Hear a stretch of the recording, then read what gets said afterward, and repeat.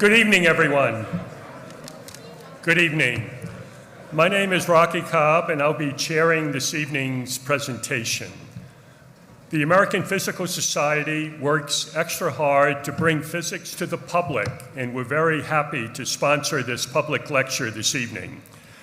And I would like to ask, actually the American Physical Society would like to know, who is here from the public who's not part of the meeting? Raise your hand, there's a door prize. Great. And two more questions. Who heard about it over the radio? Okay, I got that. And over social media? Okay, great. Thank you very much. Tonight's speaker is Katherine Freese. She is presently the George E. Uhlenbeck Professor of Physics at the University of Michigan. She's also a guest professor at Stockholm University, where she recently received a $13 million grant from the Swedish Research Council. She received 3 degrees in physics, a BA from Princeton University, an MA from Columbia, and a PhD from the University of Chicago. After postdoctoral research at the Harvard-Smithsonian Center for Astrophysics, the Kavli Institute for Theoretical Physics, and a presidential fellowship at the University of California, Berkeley, she joined the faculty of MIT before joining the University of Michigan faculty in 1992. This summer, she'll be moving from Ann Arbor to the University of Texas. She's had many visiting positions, including an important position as director of Nordida in Stockholm, Sweden. She's received many awards, including an honorary degree from the University of Stockholm. She's a fellow of the American Physical Society, and she is this year's winner of the Lilienfeld Prize of the American Physical Society. She has always been engaged in public outreach, giving many lectures. She has a book, The Cosmic Cocktail, 3 parts dark matter, and in the lecture today, you will learn whether it is shaken or stirred. The book is available from Princeton University Press outside, and perhaps Katherine will sign a copy or 2. She's also given the Kavli Prize Lecture at the American Astronomical Society in 2017. She has worked on many areas of cosmology, including cosmic inflation and dark energy, and dark matter, the subject of this evening's lecture. She is the world's greatest cosmologist, according to her website. The subject of this evening's lecture is dark matter in the universe. Please join me in giving a warm welcome to Katherine Freese.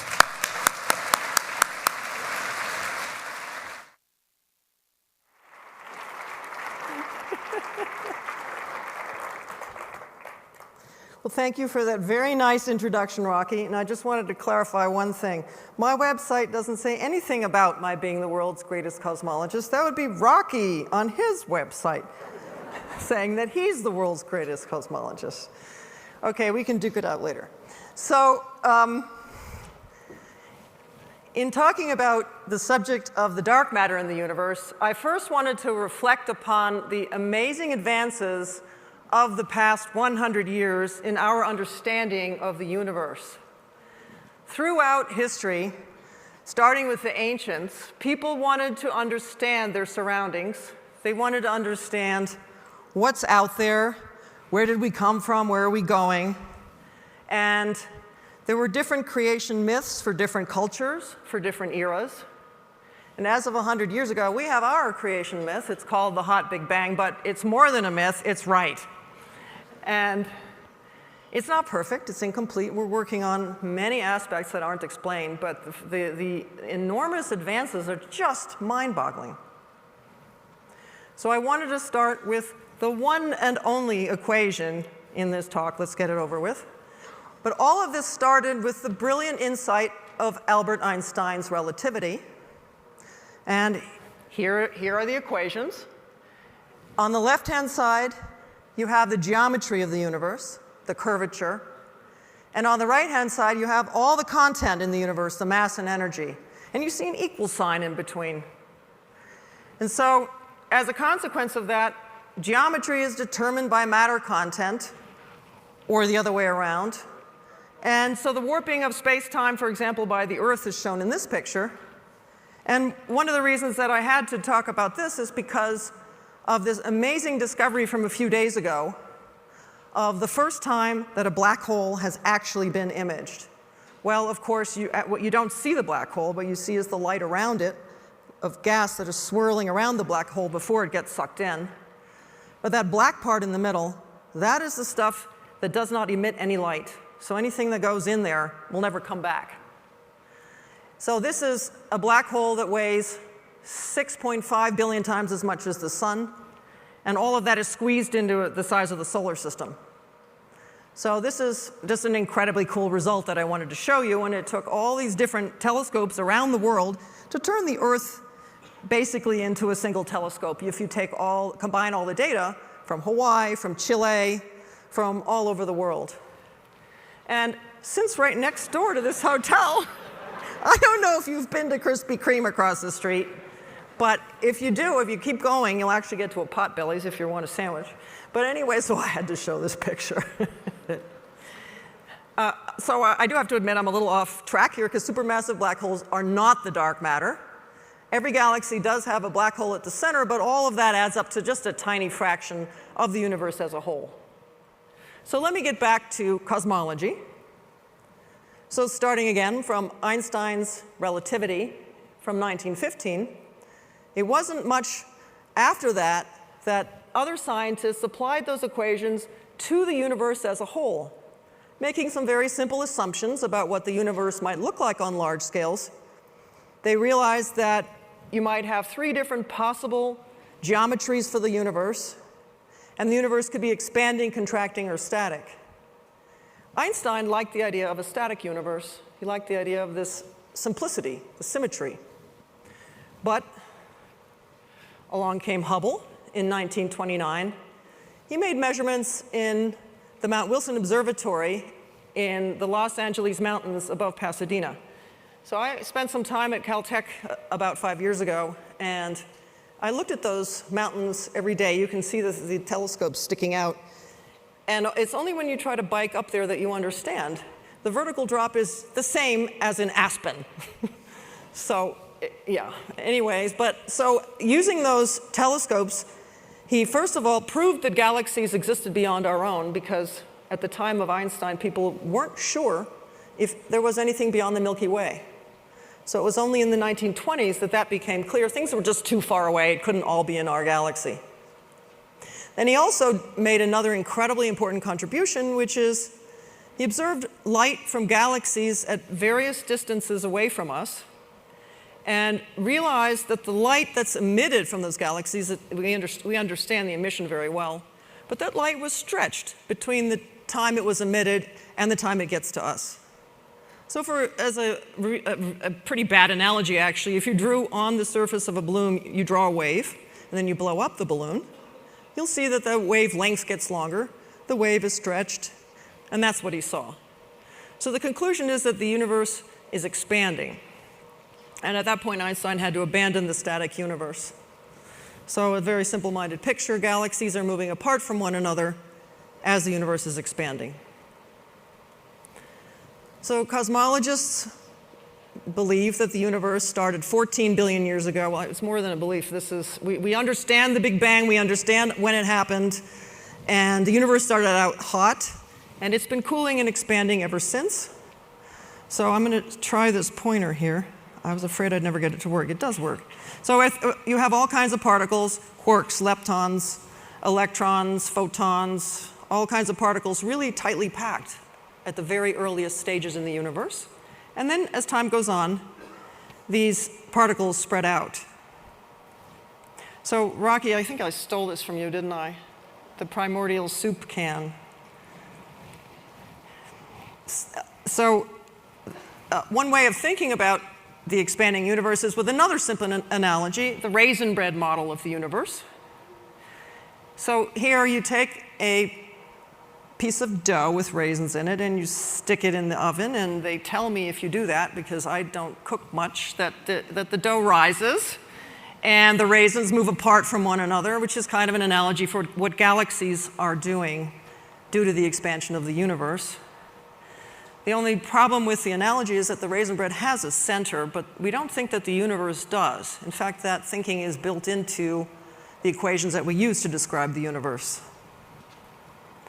Okay, so now let's start from today's universe and go backwards in time. Let's go back towards the Big Bang, and if you do that, then everything gets closer and closer together, which means that everybody in this room would get packed, oh boy, into a single point. That's a pleasant thought. But if the universe is infinite, which is very possible, likely, I guess, then things that are way out at infinity, no matter how far back you get, there will always still be something out at infinity. So the limitation that we face is when you try to squeeze things together too much, you reach a point where the laws of physics as we know them don't work. And so we're stuck by our lack of information how to go any farther back. That's the thing that we call the Big Bang. So the Big Bang is not the idea that things did not start at one point. So you can think of the Big Bang as a point in time rather than a point in space. And by the way, there's no explosion, but it makes for a good slide. So where do we stand in cosmology? Well, there were some big questions answered, certainly over the last 100 years, but even since the turn of the millennium. What is the geometry of the universe? What is the total mass and energy content of the universe? How old is the universe? We know the answers to these questions, but there are plenty of other things that we're working on. How did the universe begin, and what is it made of? I did want to say a few things about one of these amazing accomplishments, which is that we've figured out the geometry of the universe. So I mentioned that there were three possible shapes. You might have the universe living on something like the surface of a sphere, or it could be on a saddle, or it could be, well, sorry about these pictures, they're obviously lower dimensional analogs because I can't draw in 4 dimensions, but so the idea is that the geometry would be different, and this was the status in the 1930s. And it's this picture's fun. So if you had the flat geometry is the one you learn about in mathematics in middle school, where parallel lines never meet.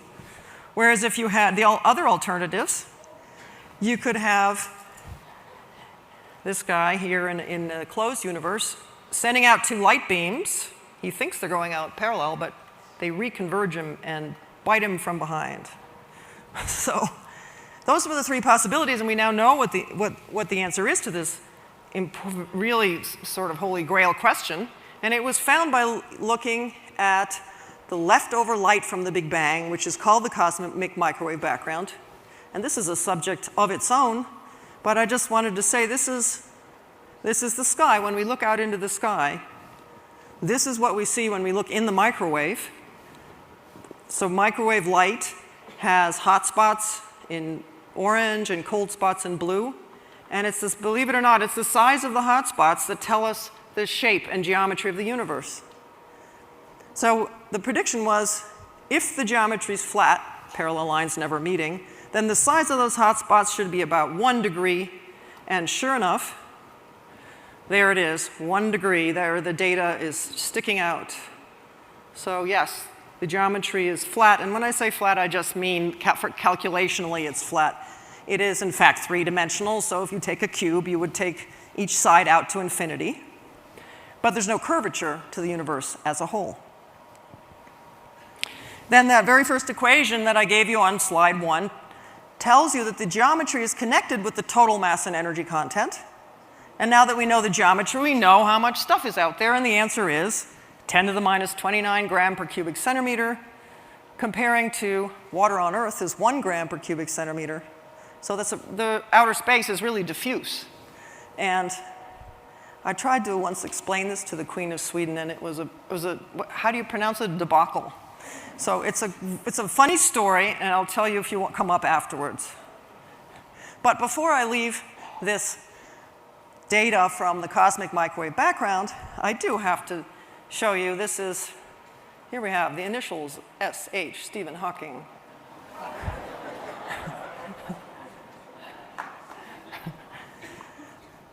Yeah, we lost a giant of physics when he died. But anyway, so now let's get to this question, what is the universe made of? And here the answer is very surprising. Because if you take all the objects of our daily experience, your body, the chair that you're sitting in, the air that you're breathing, the walls around you, let's include the Earth and the sun, everything that we know about, all of that is made of atoms. Atoms are made of quarks. But all of that stuff adds up to only 5% of the content of the universe. So that is the weird thing that we have to deal with. So drawing it as a pie picture, we only know this yellow part, the ordinary matter in the universe, and we have to figure out the 25% that's dark matter and the roughly 70% that's dark energy. And they're completely different things, and the focus of my talk today will be the dark matter. So this is from the cover of my book, The Cosmic Cocktail. I also put in a recipe. So we have some relatively unimportant parts as far as the total content, like if you have a 10-ounce drink, 0.05 of an ounce stars. Where are the supermassive? A millionth of an ounce supermassive black holes. So no, the black holes are these big guys are not making up the dark matter. And so there's a number of different ingredients, and 3 ounces dark matter out of 10, well, more like 2.5. And an answer to the question, shaken, not stirred in the early universe. All these things bumping into each other all the time. So I wanted to tell you why we know that dark matter exists in the first place. At this point, it's an 80-year-old problem dating back to Knut Lundberg in 1930 and Fritz Zwicky in 1933. So famously, Zwicky, who's shown on the right here, yes, I guess he was quite a character. So he was looking at the Coma cluster, which contains lots and lots of galaxies, and he was observing how they move, some galaxy moving around the center of the Coma cluster, and based on the matter that you know about, you think you know how this galaxy should be moving, but instead, the galaxies are whizzing around the center. So the question is, why are they moving so fast? Well, if you put additional matter in there, then that speeds things up. The gravitational pull would speed things up. And so this is called dunkle Materie in German, or dark matter, as the explanation. So he was a Swiss scientist, also working at the same observatories as Hubble. Yes, he was apparently a cantankerous character. In his book, he called his colleagues spherical bastards because they're bastards no matter what direction you look at them from. So this problem first emerged in the 1930s. Oh, I have another funny story to tell. Shall I do it? Okay. So I was on this radio show called Coast to Coast, which it's a California show that when I was on the radio, it was 2 a.m. to 5 a.m. in the morning for me, okay? And it's a lot of truckers who are, some are extremely educated about science, but most of them are very interested in UFOs. But this, I don't mean to be rude, but it's just true. And so somebody called in, and oh, I'm trying to remember her name now. Oh, Barbarella. Her name was Barbarella, and I said, oh, hi, Barbarella. Well, it turns out it's Barbarella Zwicky, the daughter of Fritz, and she went on a tirade about how nobody listened to him when he proposed dark matter. And so my only answer was, well, we're listening now. But anyhow, it did take several decades for people to take this as seriously as we do now, and it was the work of Vera Rubin and Kent Ford in the 70s that absolutely clinched it.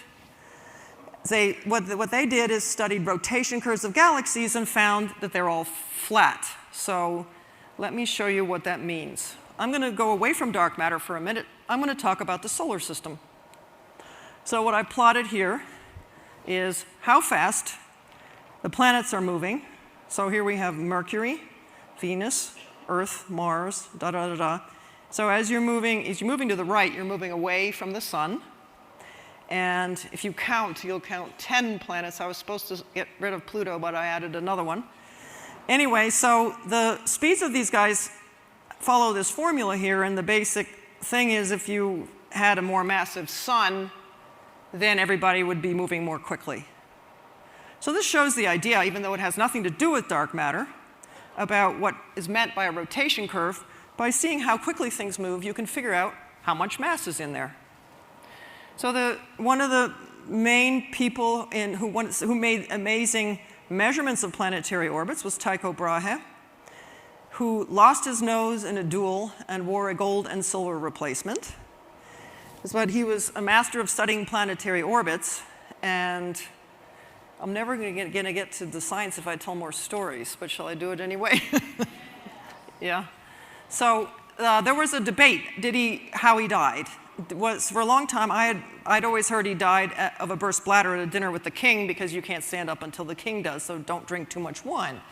However, there were some people who thought that he died of mercury poisoning from his student, Johannes Kepler, in which case the famous Kepler's laws should actually have been attributed to Brahe. So they dug him up not long ago, in the last couple decades. They dug him up, and they measured the mustache hairs, and there was no mercury poisoning. So I guess he just drank too much wine. So let's get back to dark matter now. Rotation curves of galaxies act in the same way as the rotation curve of the solar system, in the sense that you can look at things moving around the center, and by doing that, you can figure out how much mass there is in the interior. And so the measurements of Ford and Rubin, they saw that if this is how fast things are moving, and this is what was expected. As you move out from the center of the galaxy, things should slow down, but that's not what happened. Instead, they found things moving really quickly. So that means, again, there's some mass that's missing from our understanding. And if you put in the additional dark matter, then it would add up. Let's look at a picture of our galaxy, the Milky Way. If you look at the center of the galaxy, it's shown in yellow, but it's just so you can see it, is a supermassive black hole that weighs 4 million times as much as the sun. And then coming out from that, there's a pinwheel of structure. These are spiral arms, and that's where the stars are located, including the sun. So we can follow out here, and you'll see the sun.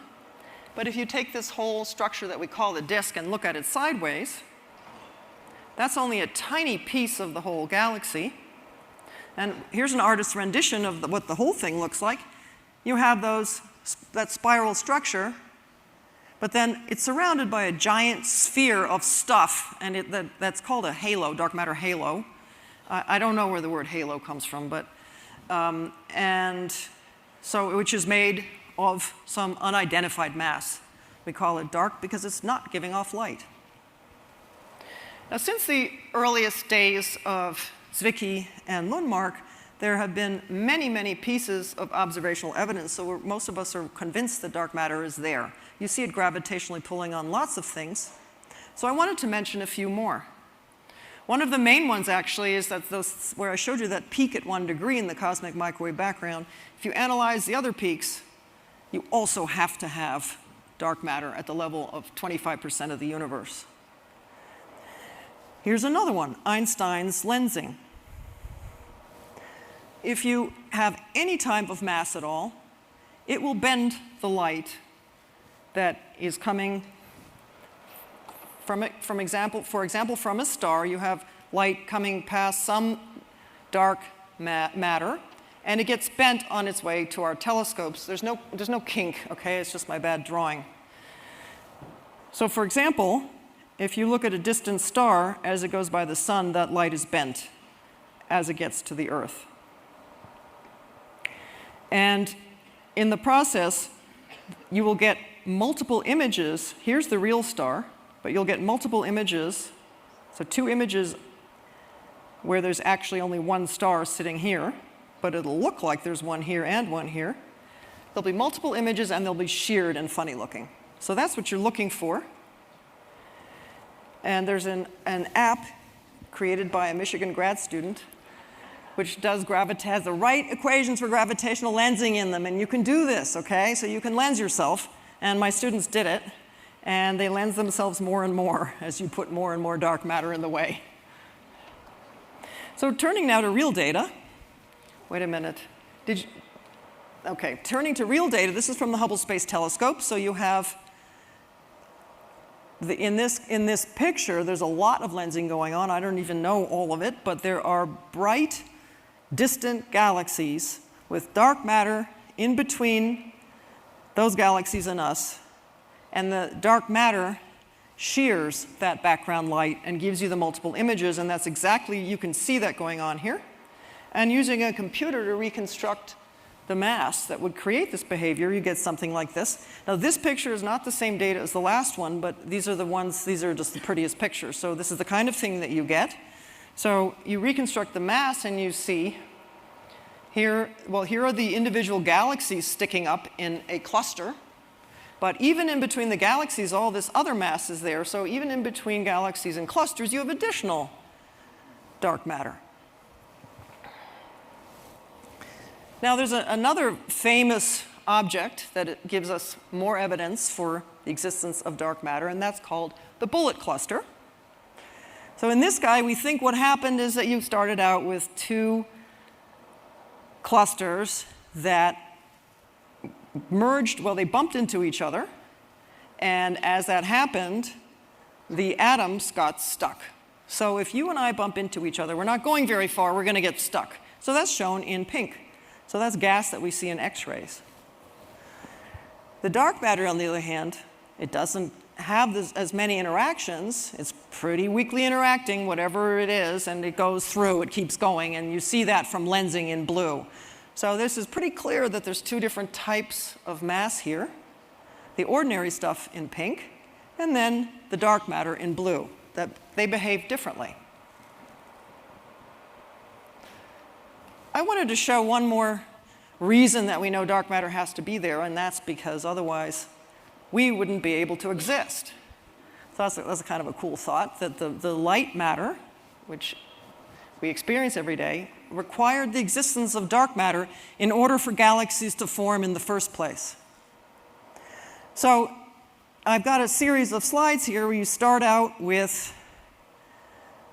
most of the mass in the universe is uniformly spread out, but there are some regions where you have a little extra mass, and those regions pull in more matter, and so on and so forth, and they grow into galaxies and clusters. So what you're seeing here in blue, those are lumps of dark matter that are pretty uniformly spread out, but they're about to start clumping more and more as the evolution of the universe continues. And this is in a simulation. I should say this is not the real world. This is a simulation. But the final result very well matches what we see in the universe today. So these kinds of simulations teach us not just about the existence of dark matter, because otherwise this whole picture would fail, but it also teaches us about the type of dark matter. So I haven't talked about all the different pieces of observational evidence for dark matter. There's even some extra ones that I've shown in pictures here, but all of it is really based on the gravitational influence of dark matter. But we still don't know what non-gravitational interactions dark matter might have, and we don't know what it is. So in terms of this pie chart of the universe, we'd really like to understand the pieces of the pie. I think I'll just go ahead. Okay, so let's go on to this question. What is the dark matter made of? And I'll start out with what it is not. There's a lot of simple things you might think of. Hot gas, cool neutral hydrogen, lumps of hydrogen, rocks or dust. It turns out that all of these would have observational consequences that aren't seen. So a lot of these things were ruled out already in the 1980s. So what are the candidates that we're considering seriously today? There are lots of them. Rocky, I put your favorite at the bottom, the Wimpzillas, invented by Rocky and Dan Chung. Rocky's student and my postdoc. But anyway, so The ones that we would have really preferred would have been neutrinos, because we know they exist. We make them in particle physics experiments every day. In fact, the Fermilab accelerator outside of Chicago is coming up to be the study of neutrinos. So these, we know they're there, but they're problematic. They are too light. So first of all, that would have ruined galaxy formation, but actually we now know what their masses are. Their masses add up to give about 0.5% of the total content of the universe. And if you tried to make galaxies with them, it would be a disaster, because they're so light and relativistic, they would just stream right back out. So neutrinos don't work.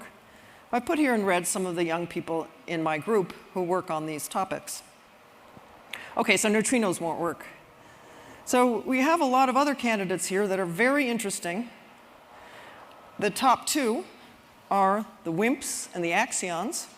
And the reason I say that is because they have reason to exist beyond explaining dark matter. They're already in theories for other reasons. So these particles were not invented by cosmologists. We took advantage of them. So I'm not going to say a lot about axions, but they solve a problem in the theory of strong interactions that hold your nuclei together. So they could very easily exist in these theories, and there's a very big experimental effort devoted to looking for them, including there will be talks on this subject at the American Physical Society meeting here. But I'm going to focus on Wimps, because this is the subject that I've worked on the most. These are weakly interacting massive particles, and that name tells you a lot. So there would be billions of these passing through your body every second, and somewhere between one a day or one a month would hit one of your nuclei, but it's not knocking you over or killing you.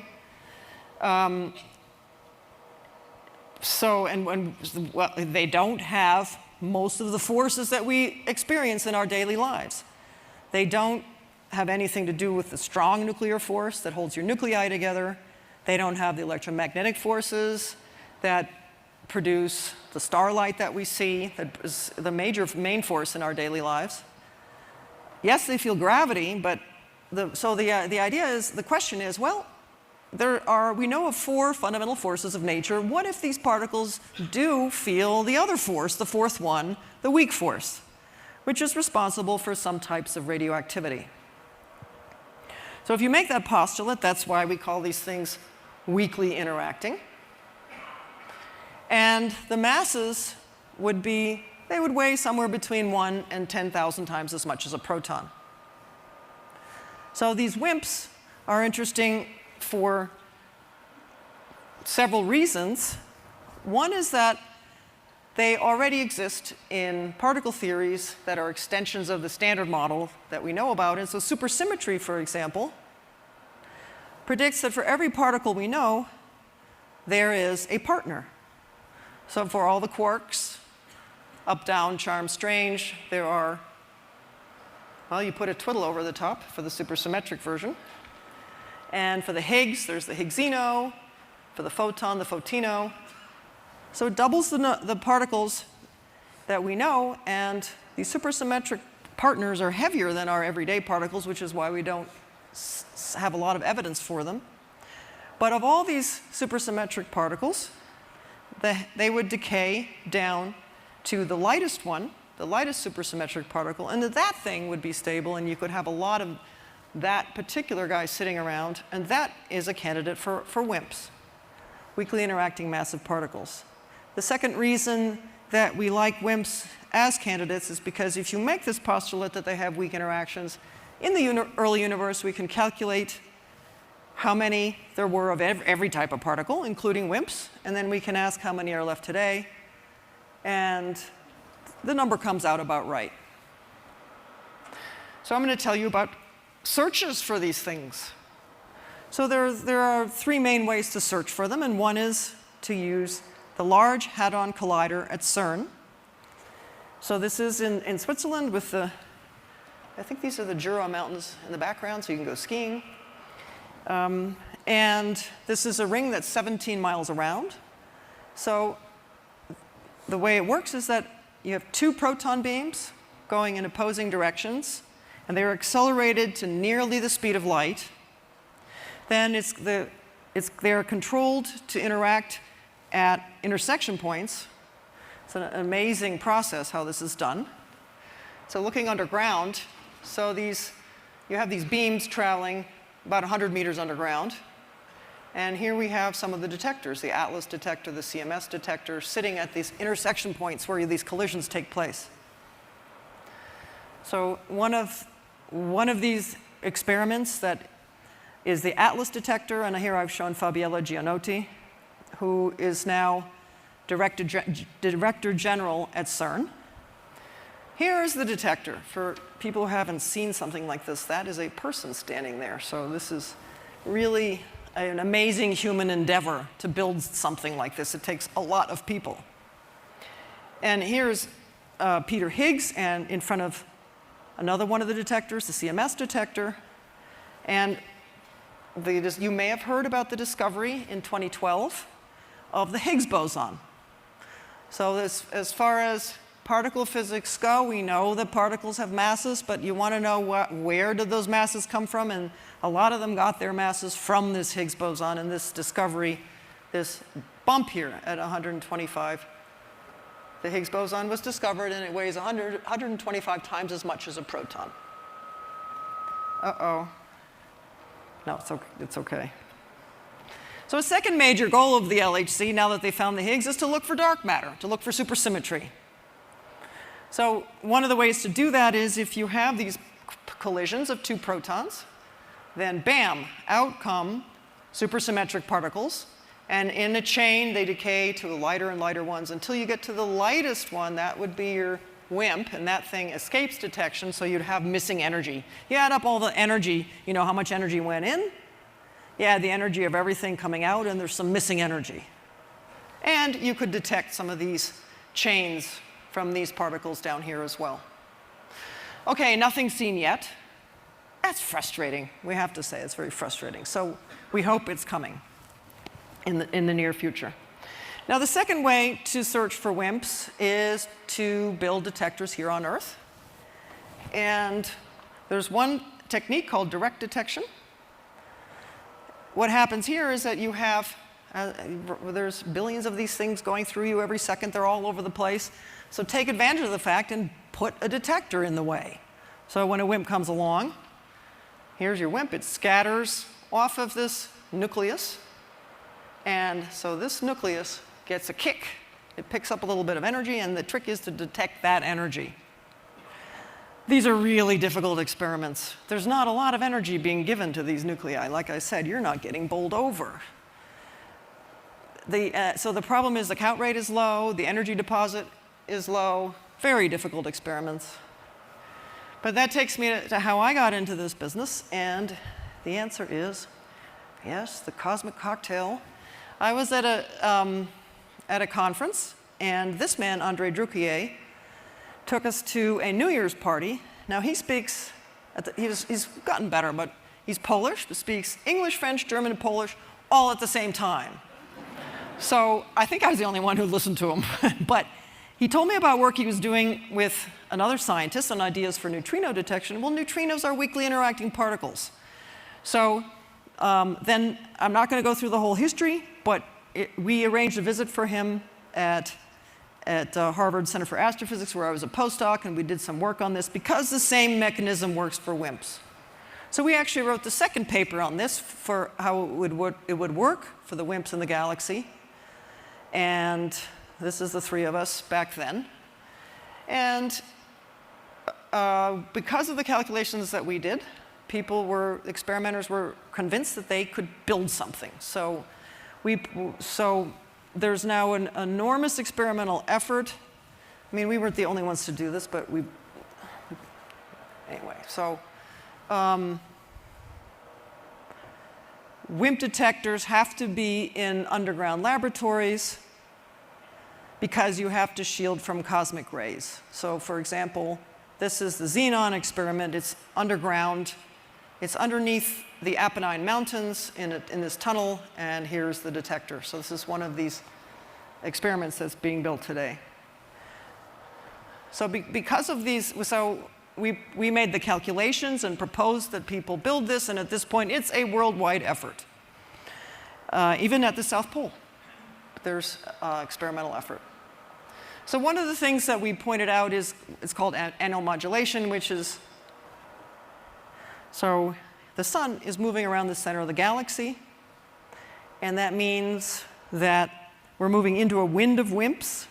It's kind of like when it's raining, it looks like the rain is coming into your windshield. But then because the Earth moves around the sun, you expect the count rate to go up and down with the time of year. So you expect lots of, so if your experiment is seeing Wimps, you should see a lot of activity in June and nothing in December. So this experiment, DAMA, that's also in the same tunnel, sees exactly the data going up and down with the time of year, and they have more than 10 years worth of data, and there's no question about it. They're seeing an annual modulation, but the question is, of what? So are these Wimps, or is it, well, we don't, you know, it's a tough question for several reasons. One is that the experimenters will not release their data, and that engenders suspicion. And the other is that other experiments don't confirm these results. So I had to show this. So here we have the leaders of 3 of these experiments. Let's see, who's here today? There she is. So this is Juan Colliar saying he's the leader of Cogent, Rita Bernabe of DAMA, and Eleanor Preeley of Xenon. I'm a Spaniard caught between 2 Italian women. So the problem is, and this is an outdated picture, but it makes the point.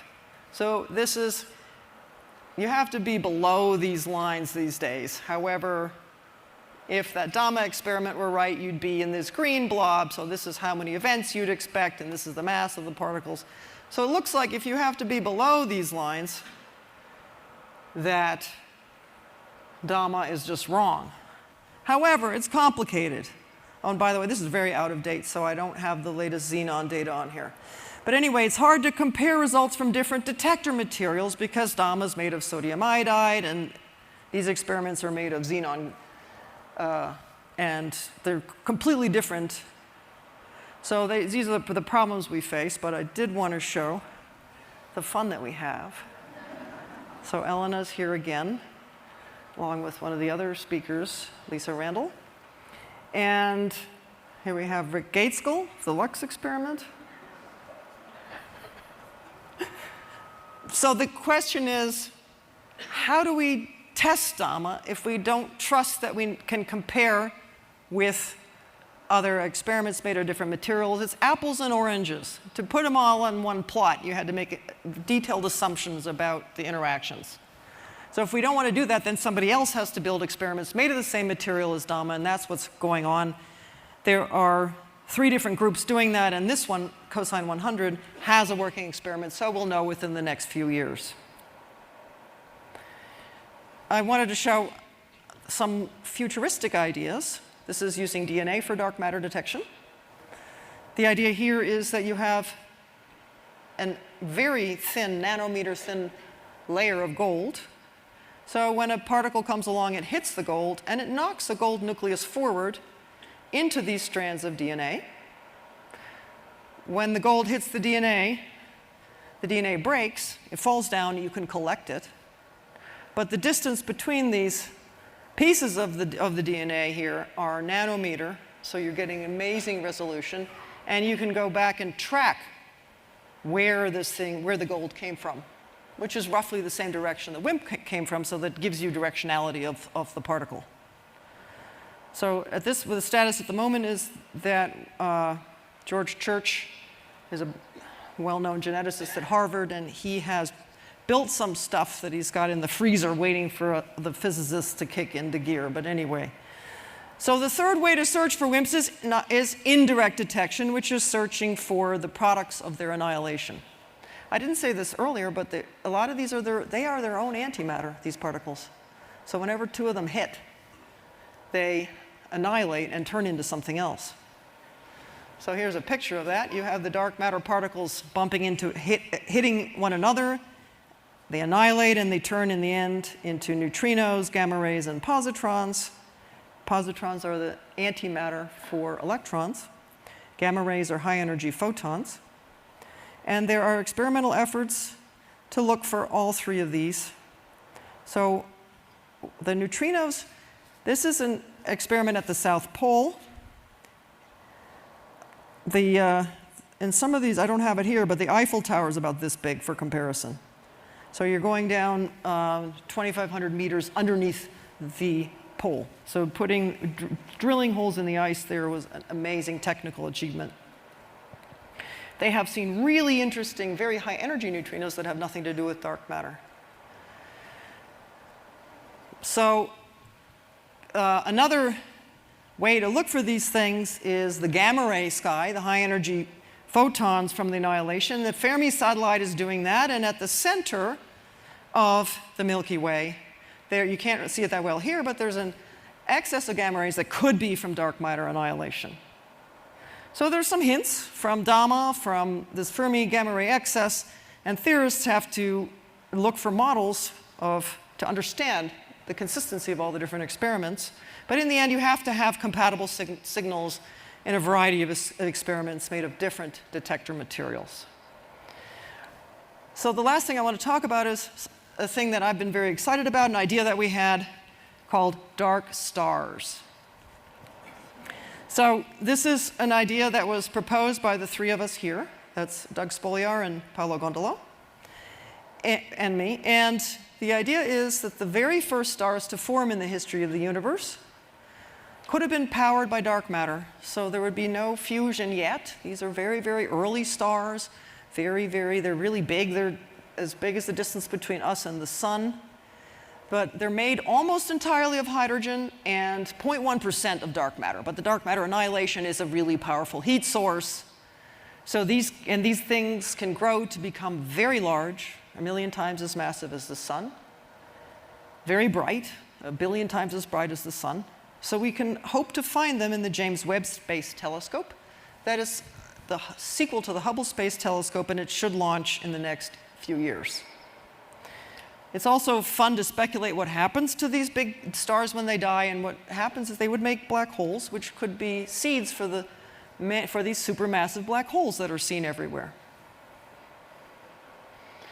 So there is a good chance of detection from these many different approaches for the Wimps. And I think I'm running out of time, so I'm going to mention very briefly this dark energy, which the only thing that we know is that matter, by definition, is gravitationally attractive.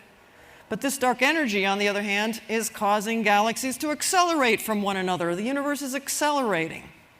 So it has some kind of repulsive, sort of anti-gravitational behavior that we don't understand. And both on the theoretical side, it's a very difficult problem, and on the observational side, it's hard to learn about the details of how this stuff behaves. So I have a joke about this, which is that in June 2011 at the World Science Festival in New York, the three of us were talking about dark matter, and these three guys were talking about dark energy, and I said the only true thing that we know about dark energy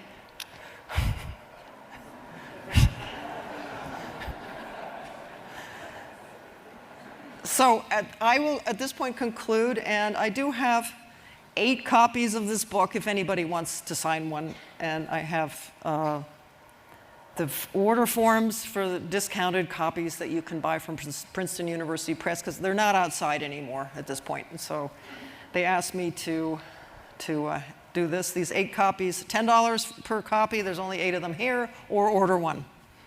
But I think I will stop there.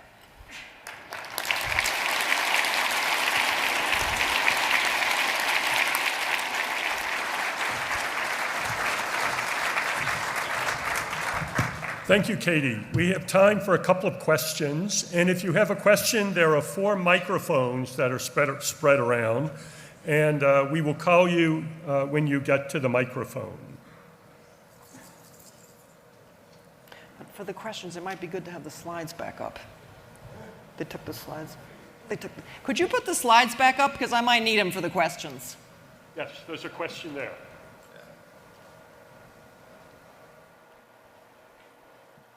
Thank you. All right.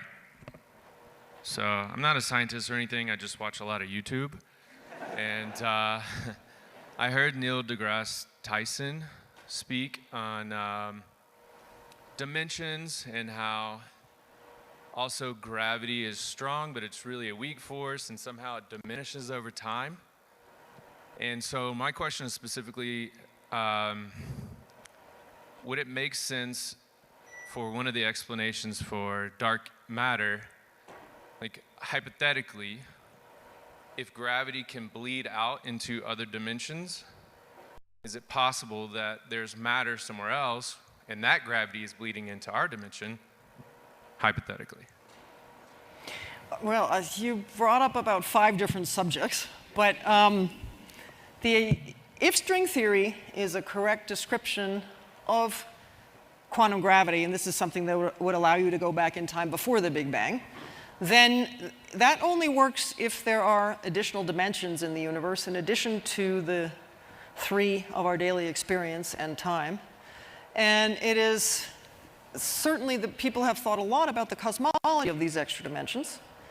So one of the possibilities is that dark matter, as we've described here, could be as a consequence of stuff that is physics that's based in the extra dimensions. But it would play a role exactly. For example, there are Wimp candidates that come out of some theories of extra dimensions. So yes, extra dimensions can have an important impact on dark matter, but exactly within the context of everything I described today. And you could even detect them in a normal way. The other possibility, as you said, is there are theories where you have gravity in the higher dimensions has a different strength than it does in ours. But again, that doesn't necessarily change this story. So I think I'll stop with that. Thank you. We'll take a question here and then over there. Hi. I haven't even started my physics degree yet, so I'm sorry if this question is kind of basic. But I was just curious about why, because you said that particles with dark matter interact with the Higgs field.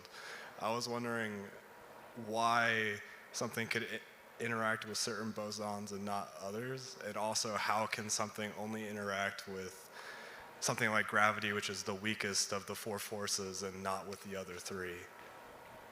So we do have a fundamental understanding of all the forces other than gravity.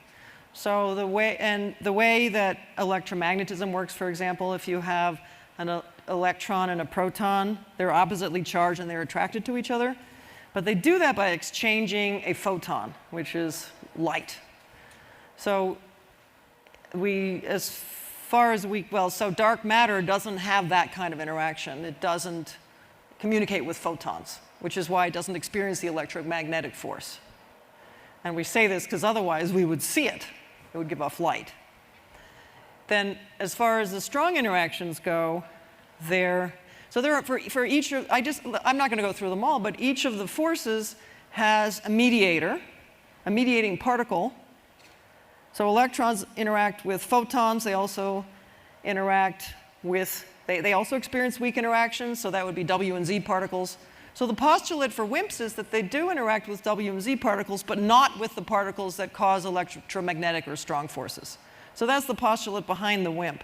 And the reason that we've gone in that direction is because if they had strong if dark matter had strong interactions or electromagnetic interactions, we would have found it a long time ago. So we just don't see it happening. Yes. I'm curious about your opinion of modified Newtonian dynamics. Yes. So this idea of MOND has been around for some time. The idea is that instead of having dark matter at all, that somehow Newton's laws have to get modified. And this idea was proposed because it allowed another explanation of these rotation curves of galaxies. So it could look like things are moving too quickly as you move farther away from the center of the galaxy because Newton's laws are different out there. So the original idea was just that postulate, just try that. So then people started trying to write down actual theories, mathematical theories that would produce that. And basically those ideas have not worked. So the remaining versions require, in addition to, well, so the version of this today is called TEVIS, where you have additional, I won't go into the details, but you have to have dark matter plus other things that are proposed. So it actually ends up being a more complicated theory rather than a less complicated one. So the idea initially was very good for explaining the rotation curves, but it doesn't work for other things. Okay, the far end. So, based on the density you guys expect to see of these WIMPs, how come we don't see gravitational evidence on a smaller scale, such as in the solar system? Well, in the solar system. I was going to say that the sun, at our location in the galaxy, the motion of the sun around the center of the galaxy is already being sped up by dark matter. So we're moving faster than we would be if the galaxy had no dark matter. But that's as far as the sun moving in the galaxy. Now, in the solar system, it's just the numbers turn out to be small, irrelevant. So you can't use the solar system to test it. Okay, we're going to cross the room one more time, and then Katie will answer them as you purchase one of her books. I read Lisa Randall's book. I love to read that stuff. She's giving a talk 2 days from now. Save your question. Okay. No. This is about dark matter and dinosaurs. Yeah. She talks about the solar system going through a disk of dark matter that perhaps dislodged an asteroid. What's happened with that idea? Okay, so there's an experiment called Gaia, which is measuring the movements of stars inside the galaxy. And by watching how stars behave, that tells you about where the dark matter is, if dark matter is controlling the mass. So if you want to look for a disk, well, we know about the disk of stars. That's the thing I showed with the spiral structure. But then is there a thick disk of dark matter? And as far as I know, there isn't. That the Gaia data shows that it does not exist. But please check with her. Yes, a final question. Hi, how's it going? I was wondering, in the beginning picture, when you show the canvas soup of elementary particles, it showed that, it seems to me that there are free quarks. And I was wondering, at what point in the universe did the quarks had to come in pairs, and if you have any insights on the mechanisms as to why they have to come in pairs nowadays? So in the early universe, it was so hot that quarks were flying around on their own. So there's 3 families, but there are 6 quarks. So up, down, charm, strange, top, and bottom. But they fit into 3 families. And as the universe cooled off, eventually these particles were able to stick together. Because if you had enough, let's go back to the really hot part where they were individual. Whenever they stuck together, then something would come along and burst them apart again. They couldn't make more complicated structures. But then eventually, you were able to make protons, for example. So a proton has 2 up quarks and a down quark. And that's one of the ways to make a particle. The other one is to have a quark-antiquark pair, like a pion. And that happened, the universe had to cool off quite a bit before that could happen. So that's our universe today. We don't have free quarks anymore in the universe today. In fact, if you take a proton, you try to pull one of those quarks out of there, the force is so strong that you're going to create an antiquark. So you'll have a quark-antiquark pair over here, and you'll get another proton. So you did have individual quarks, the very hot early universe, but not today. Okay, Katie has agreed to take one more question. I have a pretty basic question. What caused the Big Bang?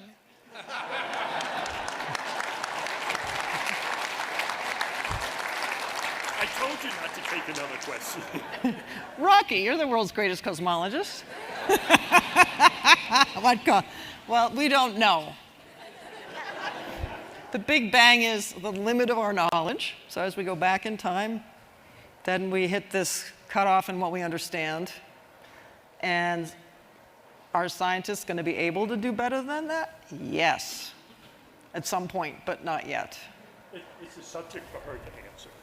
Yes, this is for your future. Okay, thank you very much, Katie, and let's thank Katie for a wonderful lecture.